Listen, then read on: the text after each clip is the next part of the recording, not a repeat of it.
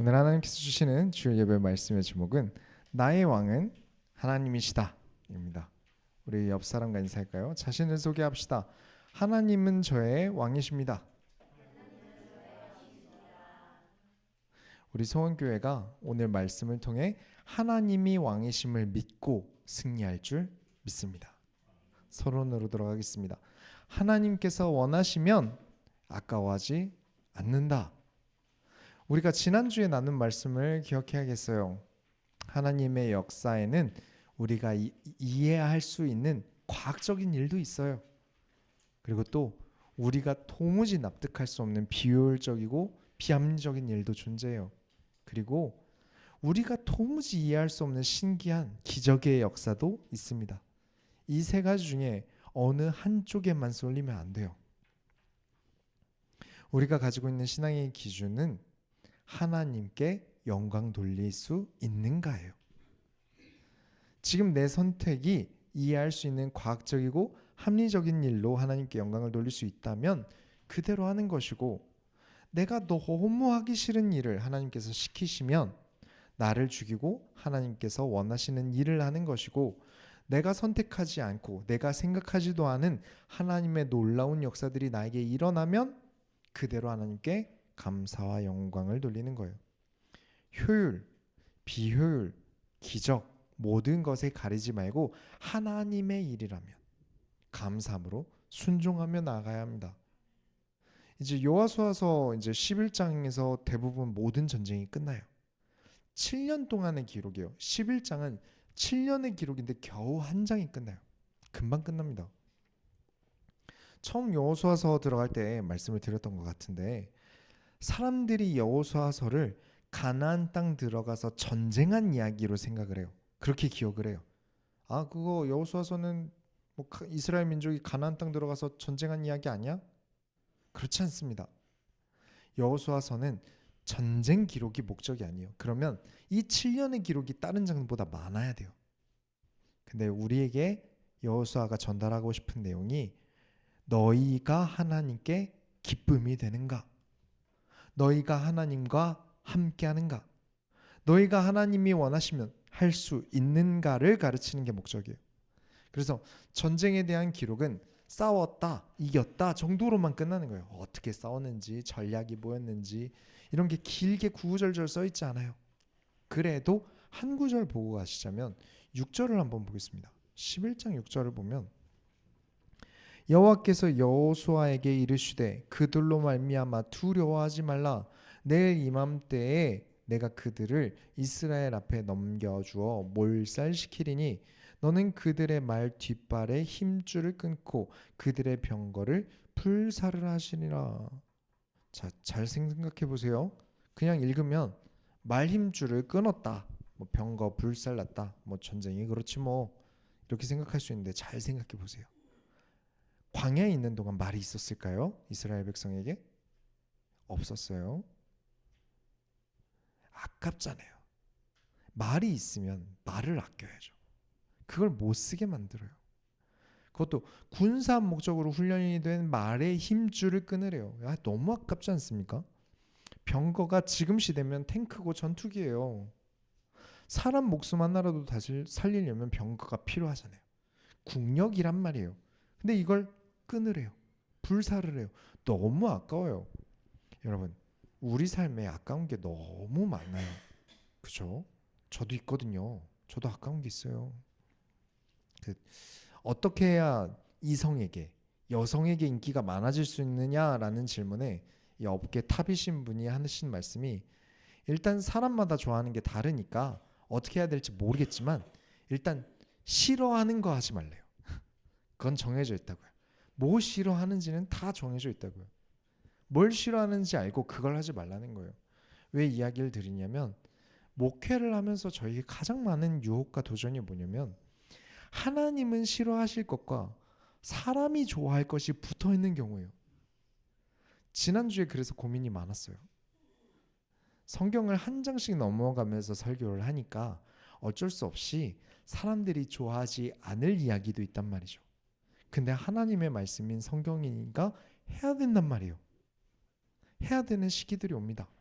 그래서 저로서 쉽지 않아요. 내가 조금만 이거길 이렇게 틀면, 여기서 조금만 타협하면 사람들이 좋아할 텐데, 아니면 이 이야기를 그냥 넘어가는 게 우리 교회의 유익이지 않을까? 라면서 저에게 아까운 마음이 속에서 올라오는 게 느껴져요. 예전에 하나님이 안 믿어진다라는 친구가 있었거든요. 하나님을 안 믿어요. 근데 교회에서 대표 기도를 잘해요. 그래서 너는 하나님이 안 믿어지는데 어떻게 그렇게 기도문도 잘 쓰고 대표 기도도 잘해?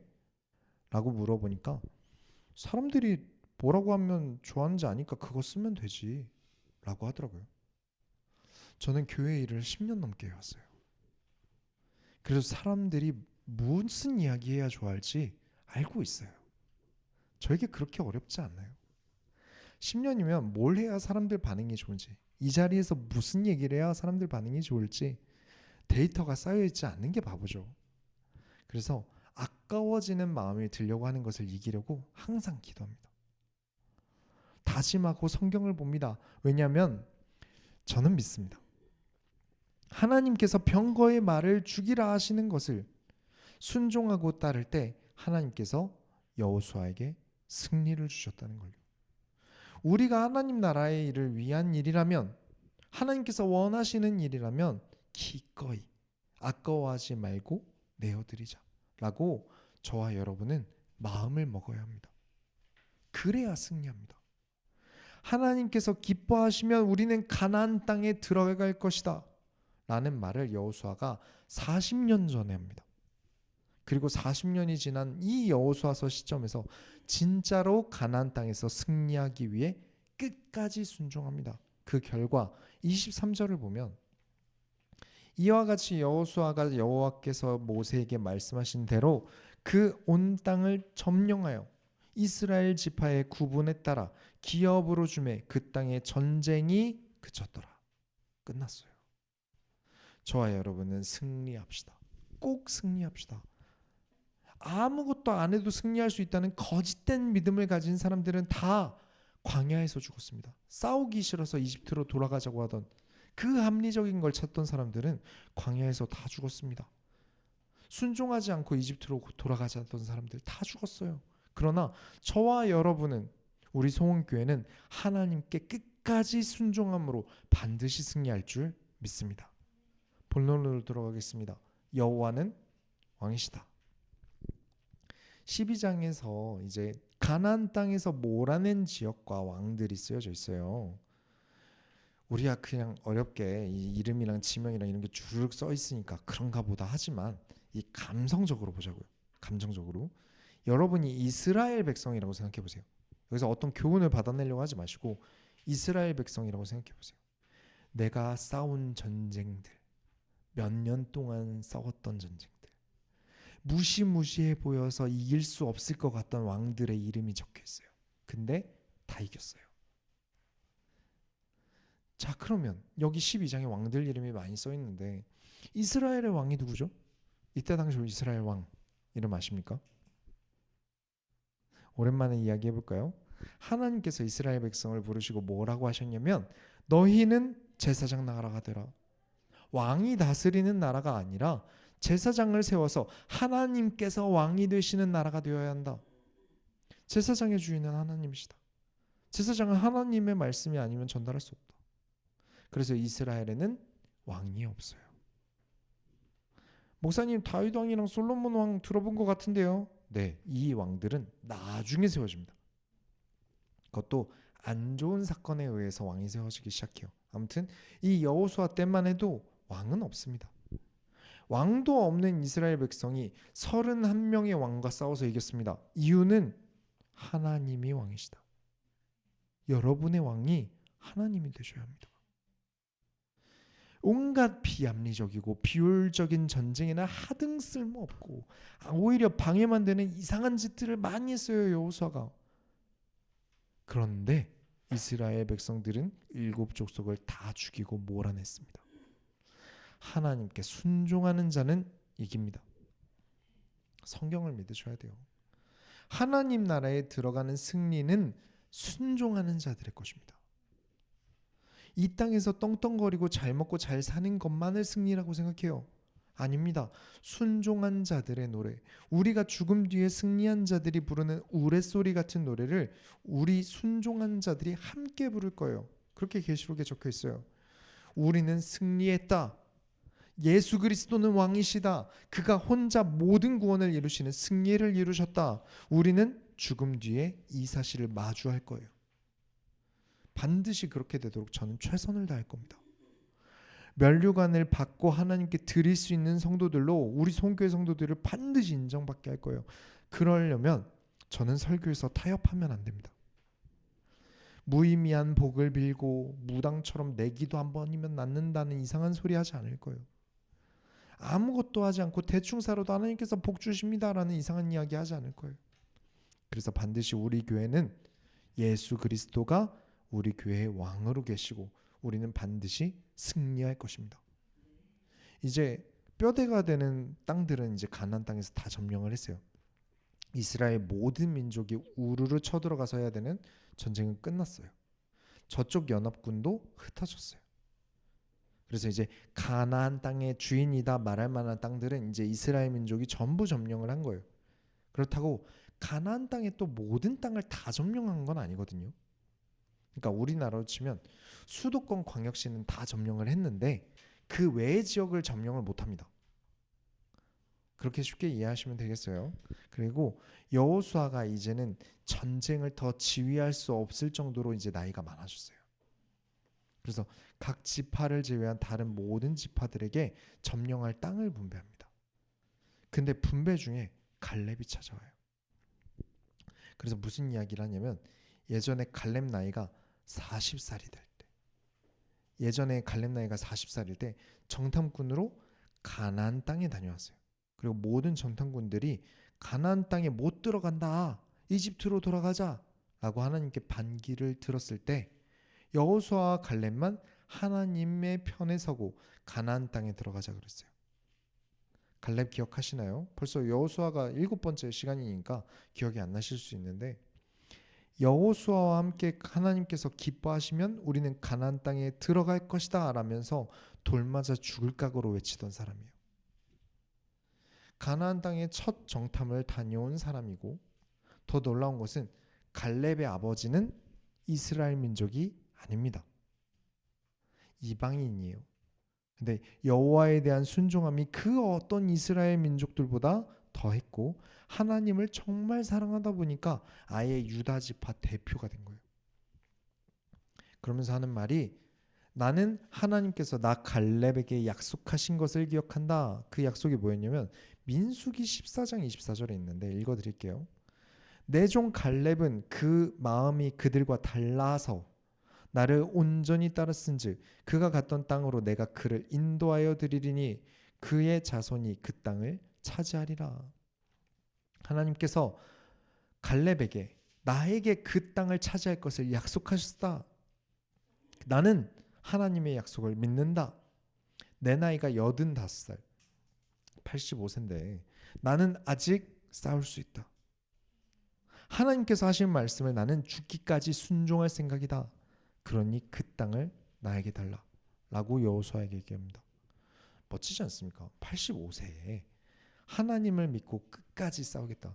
나에게 약속하셨다. 그 땅 나에게 주신다고. 그러니까 내가 거기로 가겠다. 유독 유다 민족만, 다른 민족들은 다 좀 이렇게 몸을 수그리고 있는데 유다 민족만 이렇게 나서서 싸우려고 하는 이유는 갈렙 때문이에요. 근데 더 기가 막힌 건 이 갈렙이라는 사람이 진짜 이상한 사람이에요. 여호수아도 진짜 이상한데 갈렙도 한 광기예요. 왜 이상하냐면 갈렙이 40년 전에 정탐꾼으로 다녀온 곳이 헤브론이라는 지역이에요. 이름은 안 외우셔도 돼요. 이 지역에 아낙 민족들이 살고 있었어요. 이 아낙 민족들 별명이 거인입니다. 몸이 크고 전투에 능한 민족이에요. 12명의 정탐꾼 보냈을 때 10명의 정탐꾼이 다 이 아낙 민족 보고 도망간 거예요. 아, 절대 여긴 못 이긴다. 우린 여기 절대 못 이긴다. 우리는 가나안 땅 못 들어간다. 이집트로 돌아가자. 왜냐면 아낙 민족이 너무 무섭다.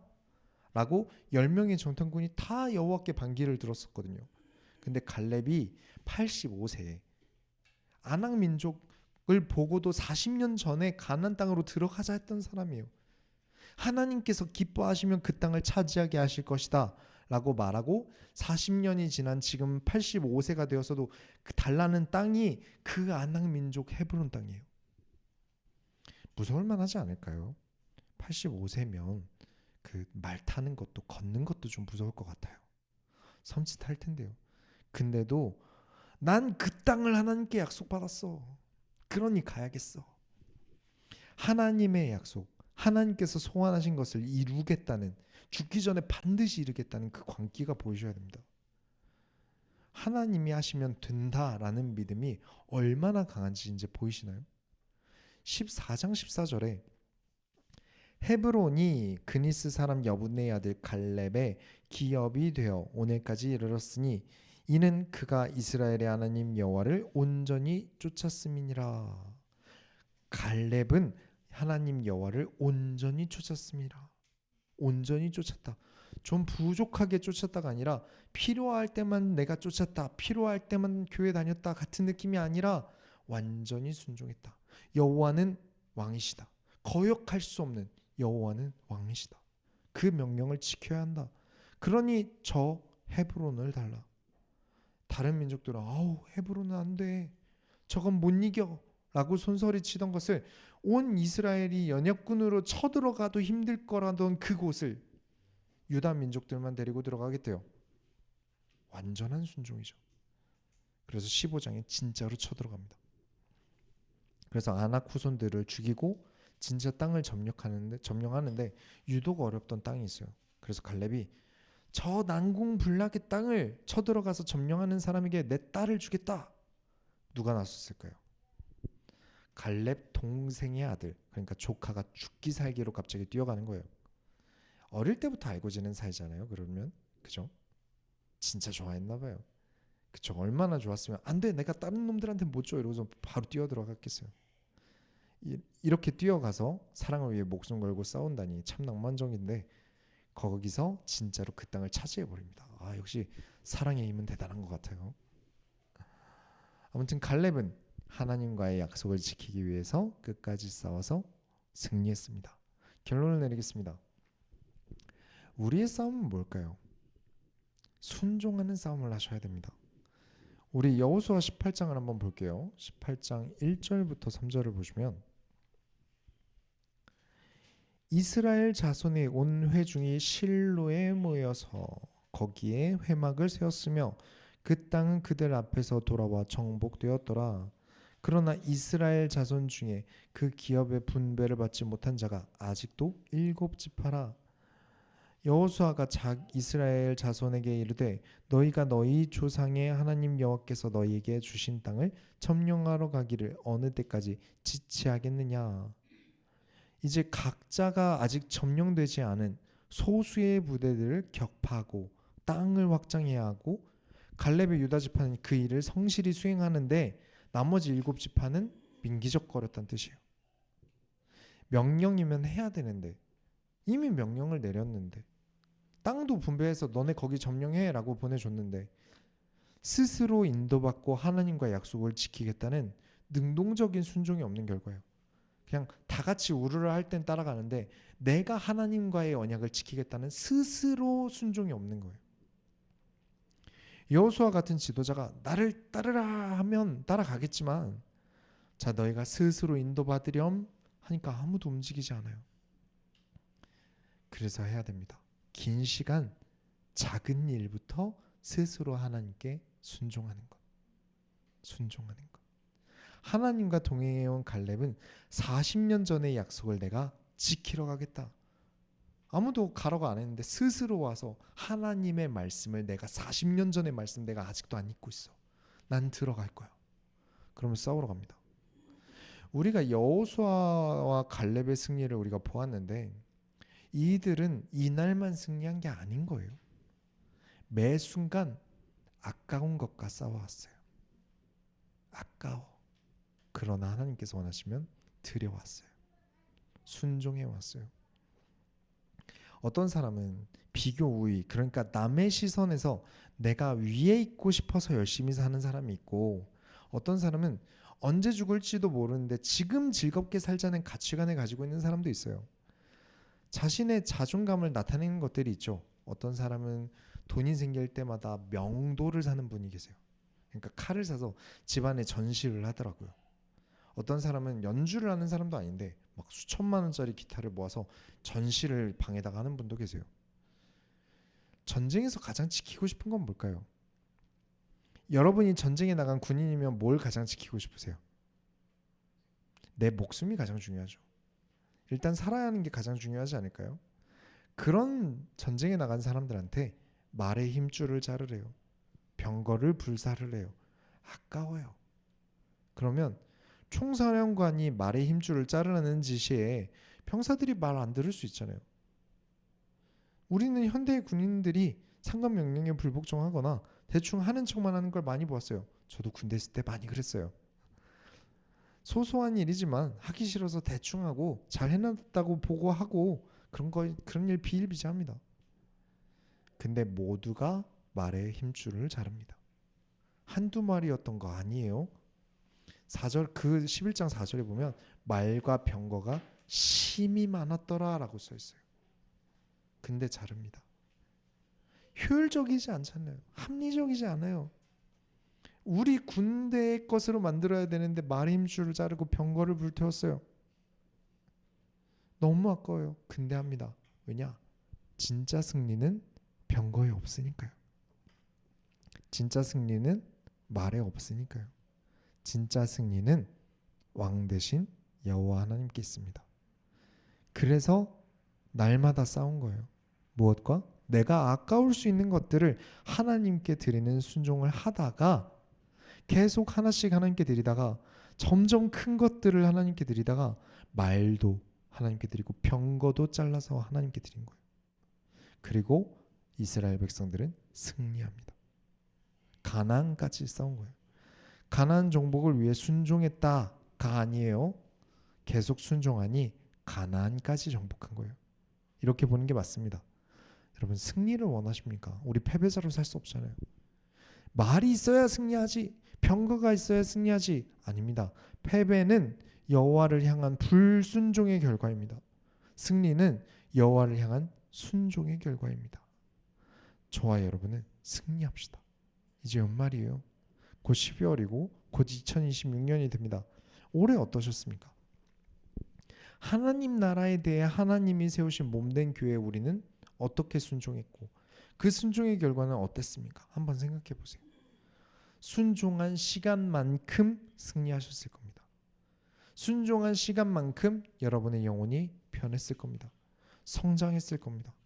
순종하지 않은 시간만큼 달라지지 않은 내 모습이 있을 겁니다. 그러니 지금 잘 정리해 보세요. 우리의 2026년은 계속 순종하는 싸움을 이겨나가서 큰 승리를 거두는 모든 소원교회 성도님들이 되시길 예수의 이름으로 축원합니다. 우리가 하나님의 소원을 이뤄드립시다. 하나님 감사합니다. 우리 소원교회 진짜 승리를 주옵소서. 우리의 승리는 말에 있지 않고 병거에 있지 않고 크기에 있지 않고 외모에 있지 않으며 오직 하나님께 있음을 믿습니다. 우리가 하나님께 날마다 순종하는 싸움을 멈추지 않게 하여 주옵소서. 살아계신 예수 그리스도의 이름으로 기도드렸습니다. 아멘. 찬송가 542장